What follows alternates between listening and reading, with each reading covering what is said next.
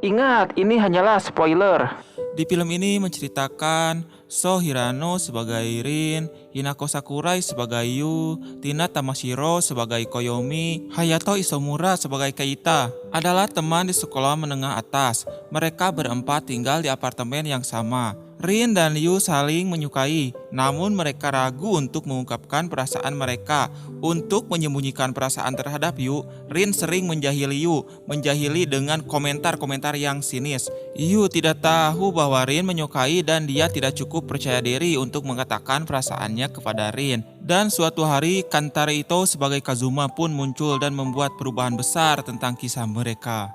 Terlihat di pagi hari seperti biasanya Rin selalu melancarkan kejahilannya kepada Yu. Walaupun hanya untuk menganjingkan baju saja, Rin meminta tolong kepada Yu yang terlihat Yu sangat grogi. Walaupun fakta sebenarnya Rin ini sangat suka dan sayang pada Yu sejak dia dari masa kecil dulu. Dan dia berbuat seperti itu justru sengaja agar Yu takut dan canggung kepadanya. Namun Rin tidak pernah bisa mengungkapkan isi hatinya kepada Yu. Begitu pula sebaliknya Yu sama perasaannya seperti Rin. Terlihat di adegan ini Rin selalu menyesali tindakannya yang tidak pernah bisa mengungkapkan isi hatinya kepada Yu. Dan Yu pun sama seperti itu. Dan di sini pun temannya Rin, Keita, selalu mengolok-olok dan menyayangkan pelakuannya Rin kepada Yu yang selalu menganggap Yu orang payah dan kenapa tidak mengutarakan saja perasaannya selama ini kepada Yu. Tapi parahnya Rin, dia akan terus bersikap begitu kepada Yu agar Yu menjadi miliknya selamanya. Dan mereka pun bercanda layaknya seorang teman. Dan di pagi hari itu pun Koyomi, teman dari Yu dan Rin, dan begitu pula Keita, tidak sengaja mendengar keributan Rin dan Keita datang untuk menjemput, mengajak mereka pergi ke sekolah bersama. Selanjutnya Shin pun berpindah tempat ke sekolah. Dan di sela-sela masuknya mereka ke sekolah, sangat banyak siswa lain yang mengagumi mereka. Karena tahu mereka itu adalah orang-orang kaya yang tinggal di apartemen mewah yang sama. Selain itu, mereka memiliki faras cantik dan ganteng. Di sini pun terlihat jelas kekikukannya Yu karena mendengar pujian dari teman-teman sekolahnya yang di pikiran Yu mereka sedang mengolok-olok dirinya. Di sini Koyomi pun marah menyalahkan Rin yang selalu menganggap Yu payah, yang menyebabkan Yu tidak pedean seperti itu. Dan secepatnya Rin pun menenangkan Yu dan Yu pun senang. Lalu lonceng bel pun berbunyi dan di sini gurunya Rin dan Yu menyuruh ke semua muridnya dikarenakan akan dilaksanakannya analisis praktikum kimia. Karena hal itu, guru mereka menyuruh ke semua murid untuk berpasangan dan bebas untuk mencari pasangannya masing-masing. Di sini pun Yu mengajak Rin untuk menjadi pasangannya. Namun karena Rin tidak ingin terlihat mengiyahkan juga, padahal dalam hatinya mau banget, Rin pun malah berhayal untuk mengiyahkan dan memeluk Yu, padahal itu hanya tas Yu yang dipeluknya. Di tempat lain saat istirahat sekolah, Keita pun bertanya kembali ke Rin, kenapa tidak jujur saja? Karena jika Rin terus seperti itu, Yu pun akan tersakiti karena perlakuan Rin selama ini ke Yu yang selalu menganggap dia payah. Dan Rin pun berpikiran seperti itu. Namun di sisi lain, Yu pun selalu memikirkan bagaimana cara tidak dibenci Rin yang selalu menganggapnya sampah. Namun Koyomi pun membantah perkataannya Yu yang berpikiran seperti itu. Kamu itu bukan sampah, tapi manusia. Itu hanya perkataannya Rin saja yang seenaknya, tapi Yu malah membantah Koyomi karena Rin seperti itu justru sedang melindungi dia. Karena Yu yakin perkataan ayahnya dulu, jika ada laki-laki yang memperlakukannya dengan baik, berarti dia itu jahat. Nah, di sini pun kita menjadi tahu kenapa Rin selama ini memperlakukan Yu seperti itu, seolah-olah dia itu jahat, padahal dia sangat menyayangi Yu dari sejak kecil dulu. Dan Shin pun berpindah ke apartemen di mana mereka tinggal. Terlihat Yu sedang berkaca, memperhatikan parasnya karena ketidakpedeannya selama ini. Tidak tahunya Rin sedang memperhatikannya juga dari kaca jendela kamarnya Yu. Kemudian 1 pekan kemudian, karena mereka akan melakukan praktek kimia, Keita pun bertemu dengan Rin dan dia memperhatikan wajahnya Rin yang pucat karena dia tahu Rin sedang sakit. Keita pun menyuruh Rin untuk pulang saja, tapi Rin di sini menolak karena dia tidak ingin mengecewakan Yu karena Yu sudah menantikan momen ini bersama Rin untuk melakukan praktek bersama. Rin pun mengingatkan Keita jangan bilang ke Yu, takutnya dia sedih dan kecewa dan panik. Dan sesaatnya mereka melakukan praktek, Rin malah memperhatikan Yu yang sedang praktek, bukannya membantu. Yu pun malah grogi karena dia diperhatikan Rin. Karena sifat ketidakpedeannya Yu timbul, Yu pun terlalu banyak memasukkan zat kimia itu hingga menjadi api. Rin pun segera menolong Yu dan Rin pun bertanya, apakah kamu baik-baik saja? Yu pun menjawab, iya. Terlihat Rin pura-pura tidak sakit, padahal dia itu sakit karena terkena percikan api. Karena sejak sedari tadi pagi pun Rin sedang sakit, benar saja Rin jatuh sakit. Di sini Yu merawat Rin karena apartemen mereka berdekatan. Yu mencoba membuatkan Rin bubur, dia pun malah bilang terlihat parah.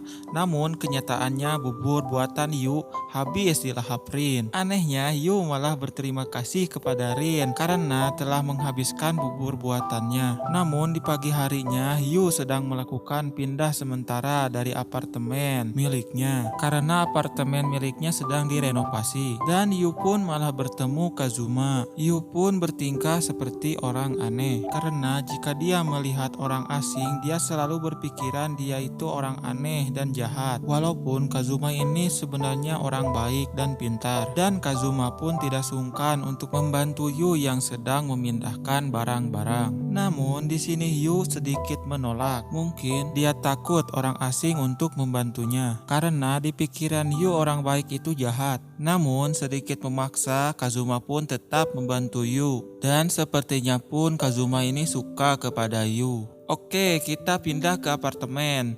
Rin pun bingung karena Yu pagi itu tidak ada di sebelah kamarnya.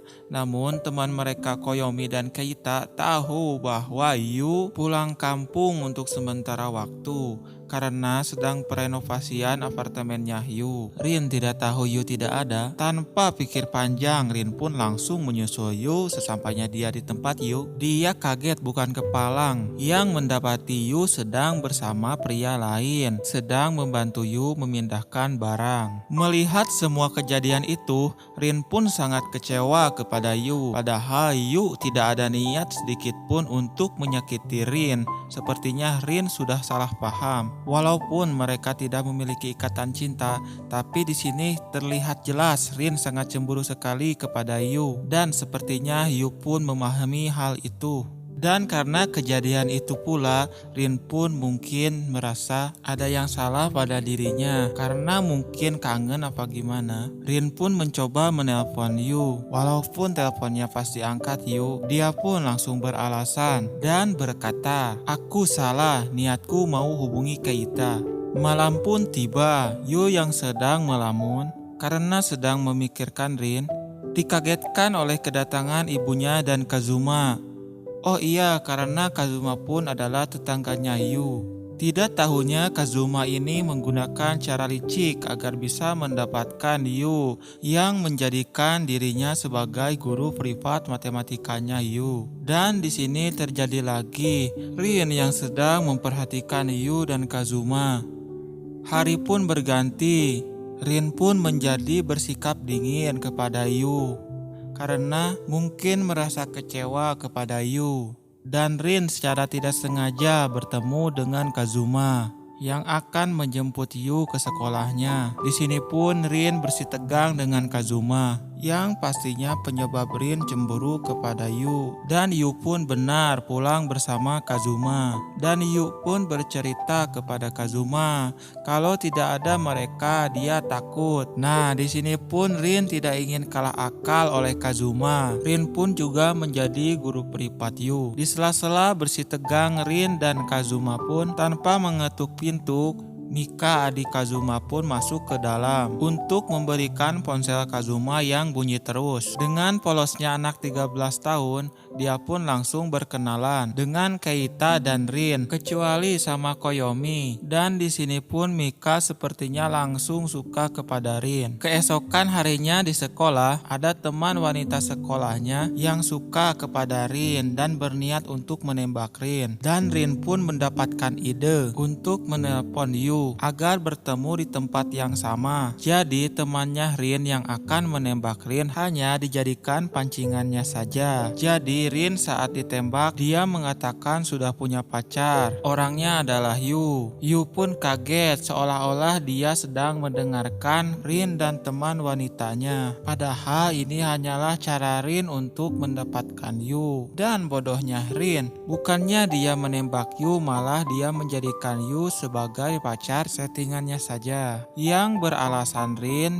agar tidak banyak orang yang menembaknya. Dan Rin pun meminta kepada Yu seolah-olah mereka orang yang sedang berpacaran. Rin melakukan semua ini karena Rin takut kehilangan Yu. Dan Koyomi pun menjelaskan kepada Yu dia terlalu penakut untuk menembak dirinya karena jika pacaran Dia takut bertengkar dengan Yu. Di sini pun Rin memamerkan kemesraan mereka berdua di depan Kazuma. Dan ini pun adalah salah satu akal alasan berpura-puranya Rin pacaran dengan Yu, agar Kazuma menjauh dari Yu. Bukannya membuat Kazuma mundur, dia malah makin penasaran kepada Yu. Rin dan Yu pun menjalani hari-harinya seolah-olah orang yang sedang pacaran. Ketika mereka berjalan di taman, terpintas ingatannya Rin di masa lalu. Di tempat itu Rin pernah kehilangan kunci rumahnya yang menyebabkan dia tidak bisa masuk ke rumah. Dia ingat betul kondisi saat itu. Yu yang membantu mencarikan kunci bersamanya.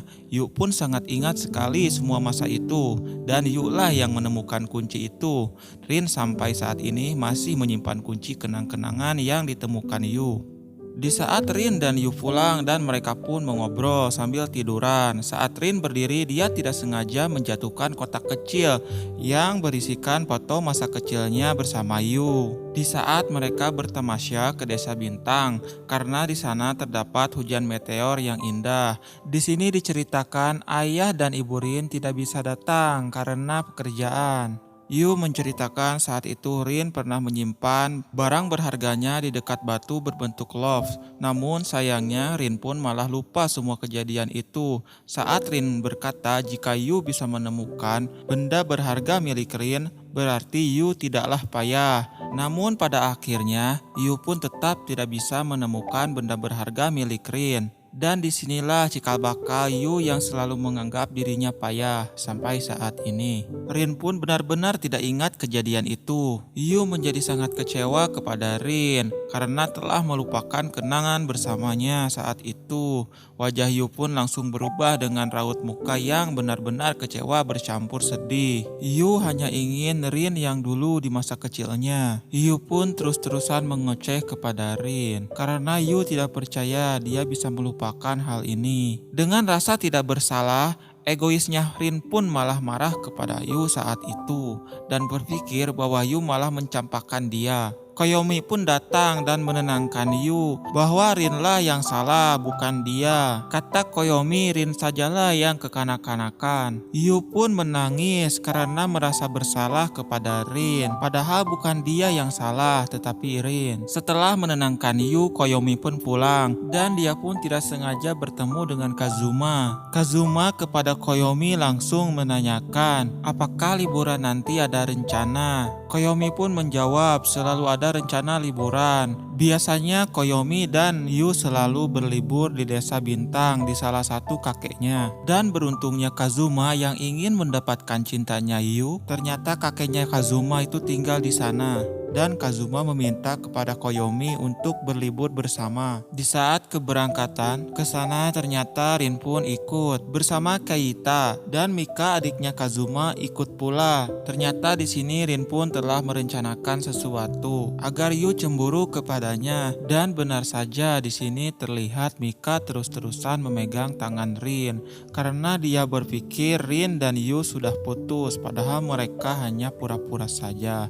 Tapi benar-benar seperti orang putus. Yu pun hanya bisa melihat kejadian itu dengan rasa sedih. Di saat pesta barbecue, Mika pun terus-terusan mengoceh dan menanyakan bagaimana rasanya menjadi teman masa kecil. Namun jawaban Rin di sini malah membuat Yu sedih karena terlalu berlebihan. Yu pun pergi dari pesta itu dan ditambah lagi si Mika yang dia memang suka kepada Rin menyalahkan Yu kenapa tidak bilang saja kalau dia suka sama Rin karena Mika bingung dengan keraguan untuk mencintai Rin. Yu pun lari ke dalam hutan dengan sekencang-kencangnya. Keita pun langsung mengingatkan Rin mengapa tidak jujur saja kepada Yu atas perasaannya selama ini dan Koyomi pun menyebut Rin dasar payah. Koyomi pun menjelaskan kepada Kazuma, Rin dan Yu merupakan cinta pertama bagi satu sama lain. Kazuma pun di sini mulai memahami keadaan. Dikira Koyomi Yu telah pulang duluan ke rumah kakek Kazuma, ternyata tidak ada. Koyomi pun mulai khawatir dan dia langsung menelepon Rin. Di sini bodohnya Rin bukannya mencari Yu, dia malah berduaan dengan Mika. Dan karena mungkin pelampiasannya dia kepada Yu. Dan di tengah-tengah keasikannya, Rin pun mulai sadar dan menyuruh Mika untuk pulang saja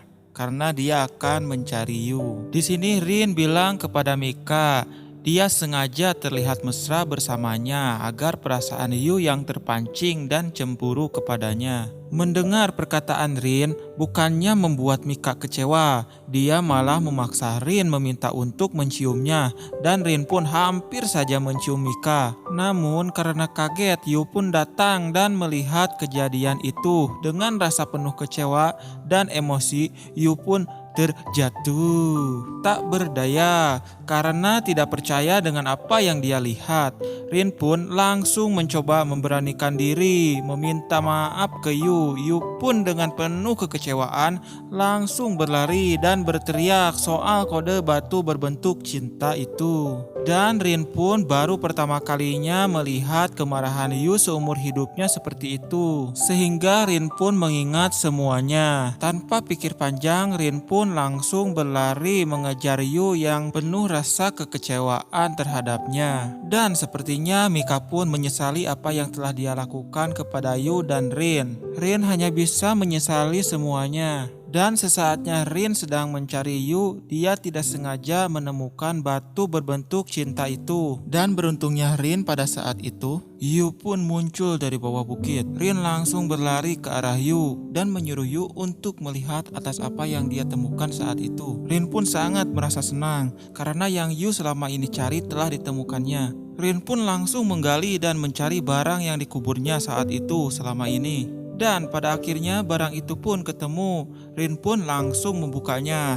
Ternyata isi dalam wadah kaleng itu boneka bebek. Karena tahu saat itu Yu sangat menyukai hewan bebek. Lalu Rin pun langsung meminta maaf kepada Yu atas apa yang telah dia lakukan selama ini kepadanya. Rin pun bilang kepada Yu bahwa Rin sengaja membuat Yu seperti orang payah dan membuat pikiran orang lain seperti itu agar bisa memandang dirinya saja. Yu pun bilang kepada Rin, karena sejak pertama kali ku jatuh hati padamu, aku selalu menyukaimu, hanya padamu saja. Lalu dengan romantisnya, di bawah hujan meteor yang sangat indah, mereka pun berciuman dan film pun selesai.